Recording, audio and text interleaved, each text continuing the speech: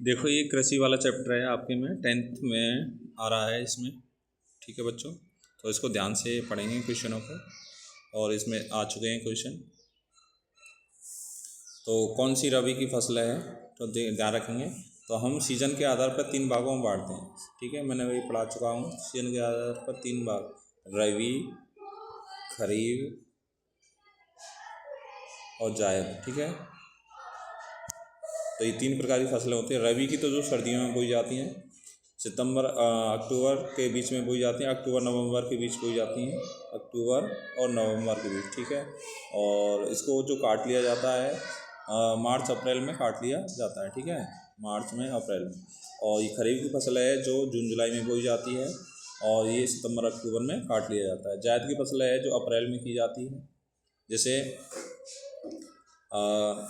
ककड़ी, खीरा। ठीक है, रबी की फसलों में जो होती है जैसे सरसों हुई, रबी की फसल के उदाहरण जैसे सरसों है, गेहूँ है, मटर है, जौ है, चना है। ठीक है, और मसूर है। ठीक है, ये सभी क्या होते हैं आपके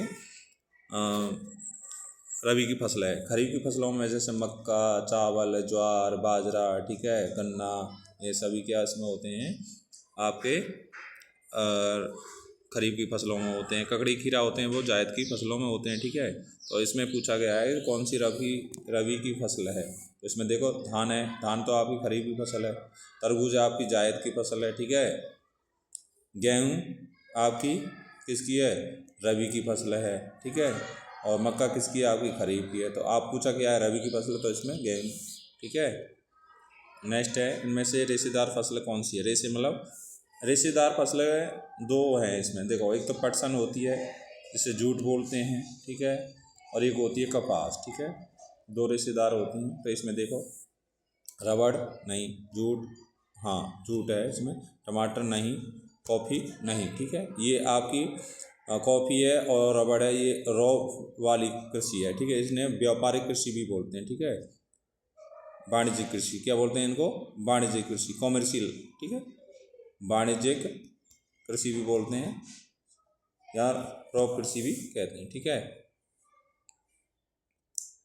निम्न में से किस पे फसल में भारत विश्व का सबसे अग्रणी उत्पादक और निर्यातक देश है। ठीक है, तो बताएंगे कॉफ़ी। कॉफ़ी में तो ब्राज़ील है। ठीक है, कौन है, ब्राज़ील। ब्राज़ील में सबसे ज़्यादा होते हैं। वहाँ के कॉफ़ी के बागानों को क्या कह देते हैं, फेजेंडा कहते हैं। ठीक है, बड़े बड़े बागान होते हैं वहाँ पर कॉफ़ी के। ठीक है, दालें, हमारे इंडिया में दालें सबसे ज़्यादा कहाँ की जाती हैं, एमपी में। ठीक है, और चाय, चाय में उत्पादन है सबसे ज़्यादा, और जिसमें आपने देखा आसाम में सबसे ज़्यादा चाय होती है, परंतु अच्छी किस्म की जो चाय होती है वो कर्नाटक में होती है। ठीक है, अच्छी क्वालिटी की, ठीक है, गुड क्वालिटी की जो होती है वो चाय कहाँ पर होती है, कर्नाटक में। ठीक है, वैसे आसाम में होती है, आसाम में उत्पादन है। दही, दही आपका एक मिल्क से बना हुआ प्रोडक्ट है। ठीक है, निम्न में से कौन सी फसल रोपण कृषि है। अभी इसका उदाहरण आ चुका है। ठीक है, कौन सी रोपण कृषि है, तो इसमें देखो मैंने अभी बताया था, चावल, रबड़, गेहूँ, है ना, और इनमें से कोई नहीं। ठीक है, तो इनमें से रोपण कृषि का उदाहरण है। ठीक है, तो इनमें से ये क्वेश्चन इनमें से कोई नहीं है। वैसे इसमें देखो चावल भी है रोपण और रबड़ भी है। ठीक है, तो इसमें गेहूँ नहीं होगा। ठीक है, रोपण कृषि है कि रोप के किया, चावल धान है भी उसको रोप किए जाते हैं। ठीक है, वैसे इसमें से क्वेश्चन का इसमें से गलत वो हो रहा है। ठीक है, तो इसमें से दोनों होंगे वैसे। ठीक है, इसमें कौन सा देश तिलहन में अग्रणी है, तो भारत ही अग्रणी है तिलहन में। ठीक है, तिलहन मतलब जिससे तेल निकाला जाता है, जिन फसलों से क्या निकाला जाता है, तेल। ठीक है, तो जैसे आपके हो गया मूंगफली हो गया। ठीक है, सरसों हो गया। ठीक है, अरंडी हो गया, अरंडी। ठीक है, तिलहन हो गया। ठीक है, जिनसे क्या निकाला जाता है, तेल, उनको। ठीक है, तिलहन उत्पादन में अग्रणी कौन है, भारत है। ठीक है, रोपण कृषि का उदाहरण है चाय। ठीक है, चाय भी क्या है, रोपण कृषि का उदाहरण है। ठीक है, में से कौन सी फसल रेशेदार नहीं है। ठीक है, देखो कपास है, रबड़ नहीं है, ठीक है। जूट है, सन है, ठीक है। तो ये रबड़ नहीं है, रबड़ नहीं है क्योंकि रबड़ रेशेदार नहीं है इसमें से, ठीक है। इनमें से किस फसल को सुनहरा रेशा कहते हैं? तो सुनहरा रेशा क्योंकि वो सोने जैसा होता है, गोल्ड, उसको किसको कहते हैं? जूट को। किसको कहते हैं? जूट को कहते हैं, ठीक है। नेक्स्ट है, रेशम के उत्पादन के लिए रेशम कीड़ों को पालना क्या कहलाता है? सेरीकल्चर, ठीक है, सेरीकल्चर कहलाता है। हॉर्टिकल्चर, बागान, जैसे फल सब्जी, ठीक है, फल सब्जी जो उगाई जाती है उसे हॉर्टिकल्चर, ठीक है। फ्लोरिकल्चर कहते हैं फूलों के बागान, ठीक है, फूलों, क्या है? फूलों का बागान को। एग्रीकल्चर कृषि को कहते हैं, ठीक है। तो इसमें सेरीकल्चर होता है, आपके रेशम के कीटों का उत्पादन का अध्ययन किया जाता है, ठीक है। इसमें फल सब्जियों का सबसे बड़ा उत्पादक कौन है? भारत है, ठीक है। हॉर्टिकल्चर सबसे ज़्यादा भारत में की जाती है। नेक्स्ट क्वेश्चन है, भारत की 4 रबी तथा 4 खरीफ की नाम बताइए। 4 रबी थे गेहूँ, चना, जौ, मटर, सरसों, ठीक है। फिर चावल, मक्का, ज्वार, बाजरा, अरहर और मूंग, ठीक है। मूंग जो होती है खरीफ की होती है, ठीक है, परंतु मसूर जो होती है वो रबी की होती है, मसूर, ठीक है। मसूर की जो दाल खाते हैं ना आप, वो देखो। रोपण कृषि की 2 विशेषता बताइए। रोपण कृषि क्या है? व्यापक क्षेत्र चाहिए उसके लिए, जैसे चाय के बागान बहुत बड़े बड़े होते हैं, ढाल होते हैं, बड़ा क्षेत्र होता है, और अधिक श्रम, मजदूरों की संख्या ज़्यादा लगती है, ठीक है, क्योंकि उसमें मशीनों से काम नहीं होता है। दलहन और तिलहन फसलों में 4 उदाहरण लिखिए। दलहन में देखो, अरहर, मूंग, उड़द, मटर, चना, मसूर। और तिलहन में मूंगफली से निकाला जाता है तेल, सरसों, अलसी, तिल, सोयाबीन, ठीक है। रेशम के कीड़ों को पालन कौन सा प्रकार है? सेरीकल्चर, अभी पढ़ा था हमने कि रेशम कीटों का उत्पादन कौन सी उसमें किया जाता है? कृत्रिम दहन कृषि या स्थानांतरित कृषि किनके नामों से जाना जाता है? मैंने इसको पढ़ा चुका हूँ।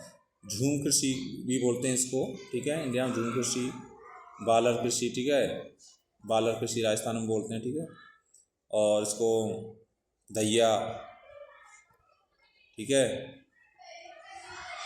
धैया भी बोला जाता है, ठीक है, कुमारी भी बोला जाता है, ठीक है, इंडिया के अंदर।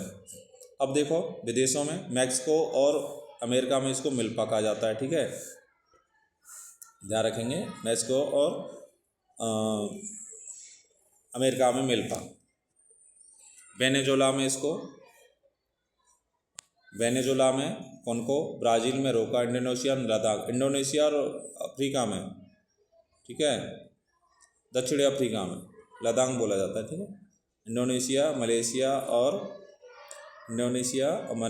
दक्षिणी अफ्रीका में इसको क्या बोला जाता है? लद्दाख, ठीक है। वियतनाम में रे, और मध्य अफ्रीका में, ठीक है, मध्य अफ्रीका की बात चल रही है तो मध्य अफ्रीका में मसोले भी बोला जाता है, ठीक है। और श्रीलंका में चेन्ना, श्रीलंका में क्या बोला जाता है इसको? चेन्ना, क्या बोला जाता है? चेन्ना बोला जाता है, ठीक है। मैंने इसके नाम बता दिए। जीवन निर्वाह कृषि के 2 विशेषता बताइए। ये छोटे टुकड़ों पर की जाती है, इसका जो छोटा सा ज़मीन का टुकड़ा है उस पर करते हैं। ये मानसूनी आधार पर की जाती है और खुद स्वयं किसान अपने परिवार के साथ इस पर कृषि करता है, ठीक है। गहन कृषि के 2 गुण बताइए। तो गहन कृषि के 2, इसमें अधिक मात्रा का रासायनिक उर्वरक का यूज किया जाता है। जैसे जनसंख्या ज़्यादा होती है, छोटा ज़मीन है, तो वहाँ पर क्या है, खेती की ज़्यादा ज़रूरत है, फसल की ज़्यादा ज़रूरत है, तो वहाँ पर क्या करते हैं? अधिक रासायनिक बीजों का प्रयोग करते हैं, ठीक है। आकार छोटा होने की कई फसलें उसमें उगा सकते हैं, तो आपने देखा होगा साल में कई फसलें उस पर उगा लेते हैं, तो इसे गहन कृषि के बोलते हैं। ऑपरेशन फ्लड किससे संबंधित है? दुग्ध उत्पादन से, ठीक है, जिसमें क्या निम्न किस्म के पशु का उत्पादन करना, ठीक है, उनसे दूध का उत्पादन करना, ठीक है, ये क्या कहलाता है?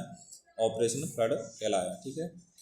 ऑर्गेनिक कृषि क्या होती है? जैविक कृषि, प्राकृतिक तरीकों से, ठीक है, ऑर्गेनिक कृषि उसे बोलते हैं जिसमें प्राकृतिक तरीकों से की जाती है, जो आपके परंपरागत रूप से की जाती है, जिसमें कृषि उर्वरकों, कीटनाशकों का प्रयोग ना करके कृषि कार्बनिक कृषि, ऑर्गेनिक कृषि या जैविक कृषि कहते हैं। इसके नाम है, ध्यान रखना है, इसके 3 नाम है। कार्बनिक कृषि भी बोलते हैं इसको, ऑर्गेनिक कृषि भी बोलते हैं और जैविक कृषि भी बोलते हैं, जिसमें किसी भी रासायन का प्रयोग नहीं होता है। सुनहरा रेशा क्या है? ठीक है, सुनहरा रेशा किस फसल को कहा जाता है? ठीक है, तो सुनहरा रेशा जूट अभी पढ़ा था हमने। जीविका कृषि और वाणिज्यिक कृषि में क्या अंतर होता है? तो जीविका कृषि देखो, जीविका कृषि यह कृषि छोटे से टुकड़े पर और पुराने औजारों के माध्यम से करते हैं। ठीक है, हम कौन सा पढ़ रहे हैं? जीविका कृषि के लिए, जिसे जीवन निर्वाह कृषि भी बोलते हैं। किसान अपने परिवार के साथ स्थानीय बाजार के लिए उत्पादन करता है। ठीक है, अपने परिवार के लिए भी करता है, जो बचता है उसको बाजार में बेच भी देता है। संघनन बसे इलाकों में की जाती है। ठीक है, इसमें जहाँ घनत्व ज़्यादा होता है, जनसंख्या का प्रेशर ज़्यादा होता है, वहाँ पर इसके किए जाते हैं। 2 या 3 फसलें इसमें उगाई जाती हैं साल भर के अंदर। ठीक है, अनाज, गेहूँ, चावल, मक्का, ठीक है, आदि उगाई जाती है। अब देखो, वाणिज्यिक कृषि बड़े आकार में की जाती है, उत्पादन निर्यात के लिए किया जाता है केवल। जैसे अमेरिका है, अमेरिका में एक बिजनेसमैन की तरीक़ा से कौन करता है? वहाँ का किसान एक बिजनेसमैन के तरीक़ा से क्या करता है? खेती करता है वहाँ पर। ठीक है, उत्पादन निर्यात के लिए एक जनसंख्या वाले क्षेत्रों की, कम जनसंख्या वाले क्षेत्रों में की जाती है, एक फसल उगाई जाती है, जैसे गेहूँ, कपास, गन्ना। ठीक है, सरकार द्वारा किसानों के हित के लिए संस्थागत सुधारों का वर्णन कीजिए। ठीक है, स्वतंत्रता के पश्चात सामूहिकरण, जोतों का चकबंदी, सहकारिता, जमींदारी को समाप्त करना। ठीक है, ये समाप्त कर दी गई। ठीक है, सुधार किए गए थे। प्रथम पंचवर्षीय योजना में भूमि सुधार किया गया था। कम दर पर ऋण सुविधाएं देना, ये सारी सुविधाएं दी जाती हैं गवर्नमेंट के द्वारा। चाय की फसल के लिए किन्हीं 4 भौगोलिक क्या होना चाहिए? देखो, उष्ण और उपोष्ण जलवायु होनी चाहिए, ठंडी और गर्म दोनों चाहिए। ह्यूमस व जीवाश्म युक्त गहरी मिट्टी। ठीक है, ह्यूमस जिसमें क्या होना चाहिए? खाद, और ब्लैक और लाल जैसी मिट्टी होनी चाहिए जिसमें खाद होनी चाहिए, और उभरी हुई मिट्टी होनी चाहिए। ठीक है, सुगम जल निकास वाले ढलाव क्षेत्र में होना चाहिए।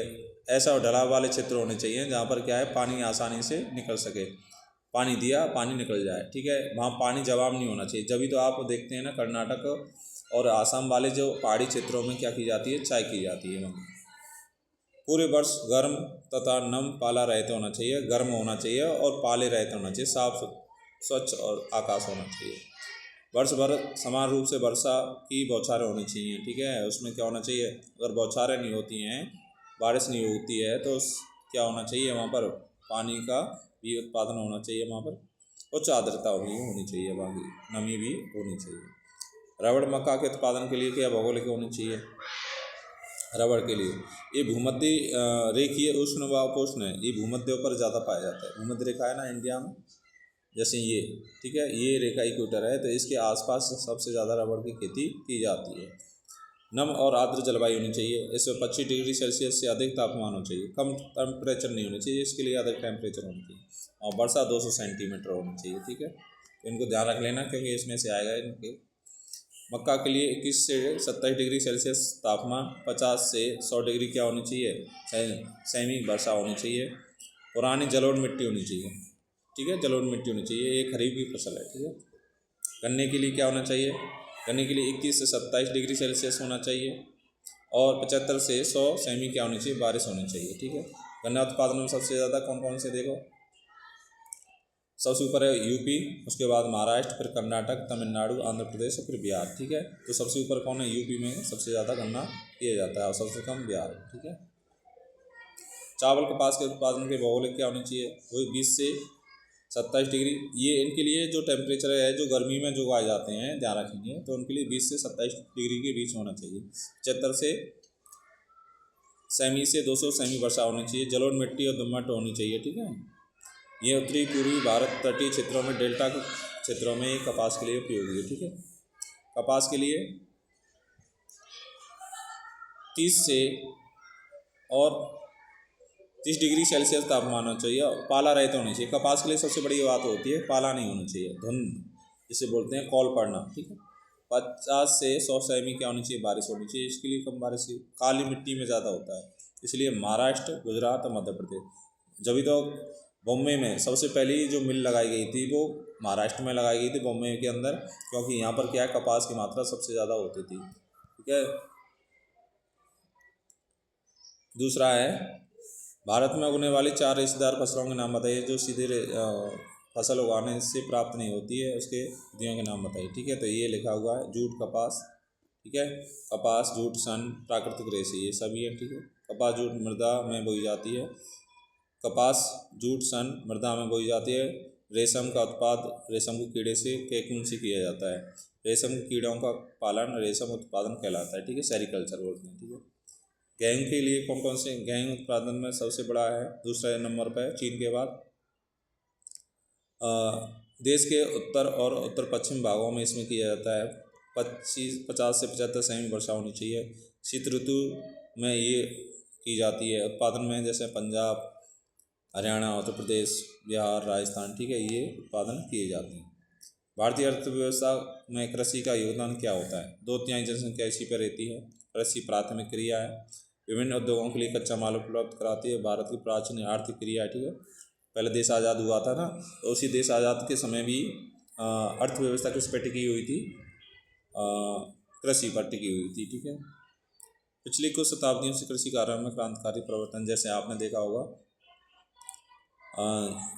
ग्रीन रेवोल्यूशन हुई थी, हरित क्रांति, वो किसके लिए हुई थी? गेहूँ और चावल के लिए, ठीक है, उत्पादन में बढ़ोतरी करने के लिए। सरकार किसानों के लिए हित में क्या क्या संस्थाएं सुधार किए जाते हैं? देखो, फसल बीमा, बैंकों के द्वारा ऋण देना, फसलों के मूल्य को उचित करना, ठीक है, मौसमी संबंधी सूचना समय समय पर देना, कृषि तकनीकी औजारों का निर्माण करना, ठीक है। नेक्स्ट है, भारत में घटती खाद्यान्न के उत्तरदायी कारणों को बताइए। गैर कृषि कार्य की स्पर्धा, आप देखते हैं कि लोग बाग करना पसंद नहीं करते हैं। रासायनिक कीटों उपयोग का उपजाऊ अक्षमता पर जल प्रबंधन, जलाक्रांता, लवण की समस्या का प्रभाव होना, ठीक है। देखते हैं ना, खेती करने से आपने देखा होगा ज़मीन भी क्या हो जाती है? बंजर हो जाती है। अत्यधिक भूजल दोहन के कारण भी स्तर कृषि में लागत बढ़ती है। आपने देखा कई कई जगहों को पानी नहीं होता है तो बोर लगाते हैं, तो कई लाख रुपए बोर लगाने में लग जाते हैं। अपर्याप्त भंडार क्षमता व बाजार का अभाव, ठीक है, तो ये कारण है। जीवन निर्वाह कृषि और वाणिज्य कृषि में ये अंतर पढ़ लेना, ठीक है। छोटा आकार हमने पहले पढ़ा दिया है ऊपर, इसमें बड़ा आकार होता है। परंपरागत तकनीकी, इसमें नवीन तकनीक होती है। स्थानीय बाजार का उत्पादन, निर्यात के लिए 2 या 3 फसलों का लेना, ये एक ही मुख्य फसल लेती है, ठीक है। तो ये आपने डिफरेंट इसको पढ़ लेना, ठीक है। तो ये आपका कृषि वाला चैप्टर है, इसको ध्यान से पढ़ लेना और इसको लाइक और सब्सक्राइब करो इसको, ठीक है, सही बच्चे।